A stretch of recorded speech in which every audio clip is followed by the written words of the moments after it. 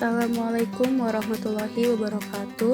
Salam sejahtera untuk kita semua. Semoga senantiasa dalam lindungan Allah Subhanahu wa Ta'ala. Pada kesempatan kali ini, saya akan menjelaskan tentang konsep dasar training pelatihan dan pengembangan sumber daya manusia dari mata kuliah Manajemen Diklat dengan dosen pengampu Dr. Ambar Sri Lestari, SEMPD. Tujuan pembelajaran ini adalah mahasiswa diharapkan dapat memahami konsep dasar training, pelatihan, dan pengembangan sumber daya manusia. Materi ini disusun oleh kelompok 1 yang beranggotakan 7 orang. Pada video kali ini, saya Elsa Martina selaku pembicara.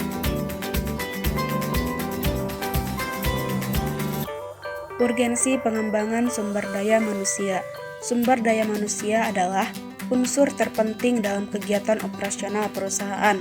Seperti apapun hebatnya sistem kualitas manajemen, secara mutlak mereka semuanya bergantung pada kegiatan manusia dalam usahanya untuk berhasil. Sumber daya manusia merupakan penentu akhir atau final determinant dari keefektifan sistem manajemen kualitas dalam praktek.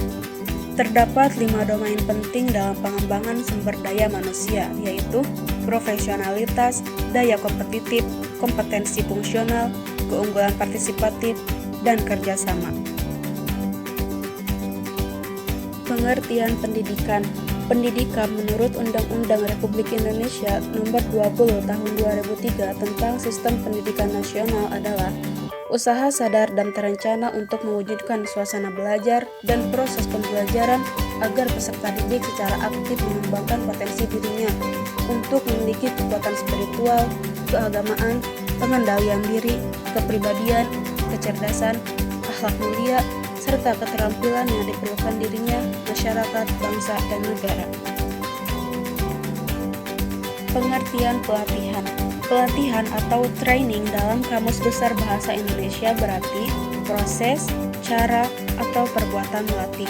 Pelatihan juga dapat diartikan sebagai kegiatan untuk peningkatan keterampilan dan kemampuan yang diperlukan dalam suatu pekerjaan sebab ada tuntutan baru atau posisi yang baru. Pengertian pengembangan. Menurut Undang-Undang Republik Indonesia Nomor 18 Tahun 2002, pengembangan adalah kegiatan ilmu pengetahuan dan teknologi yang bertujuan memanfaatkan kaidah dan teori ilmu pengetahuan yang telah terbukti kebenarannya untuk meningkatkan fungsi, manfaat, dan aplikasi ilmu pengetahuan dan teknologi yang telah ada atau menghasilkan teknologi yang baru. Tujuan pelatihan dan pengembangan sumber daya manusia. Terdapat 7 tujuan pelatihan dan pengembangan, diantaranya memperbaiki kinerja para karyawan, memperbarui keahlian para karyawan, mengisi celah antara kinerja karyawan yang diprediksikan dengan kinerja aktualnya, menangani permasalahan operasional, promosi karyawan, pemahaman karyawan terhadap organisasi, dan memenuhi kebutuhan perkembangan pribadi. Fungsi pelatihan dan pengembangan sumber daya manusia.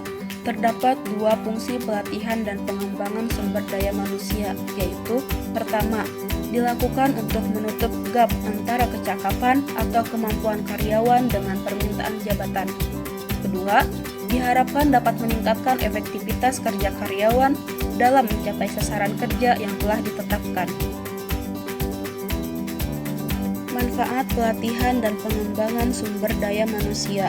Terdapat 6 manfaat pelatihan dan pengembangan sumber daya manusia, diantaranya meningkatkan kualitas dan kuantitas produktivitas, mengurangi waktu belajar yang diperlukan karyawan untuk mencapai standar-standar kinerja yang telah ditentukan, menciptakan sikap, loyalitas, dan kerjasama yang lebih menguntungkan, memenuhi persyaratan perencanaan sumber daya manusia, mengurangi jumlah dan biaya kecelakaan kerja, dan membantu karyawan dalam peningkatan dan pengembangan pribadi mereka.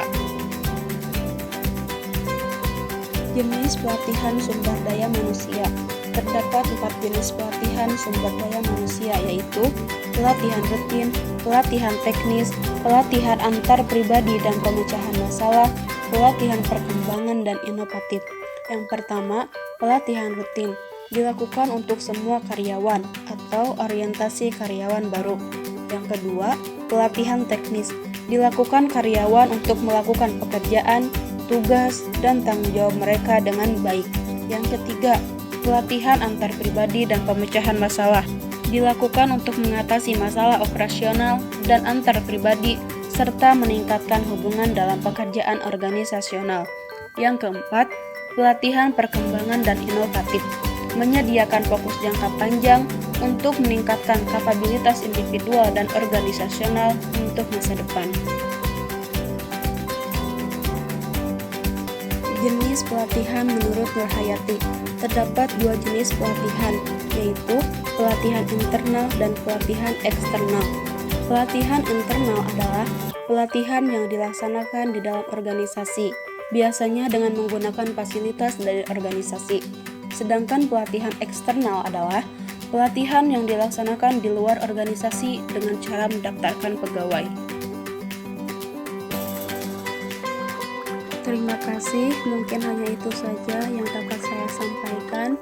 Kurang lebihnya mohon maaf. Wassalamualaikum warahmatullahi wabarakatuh.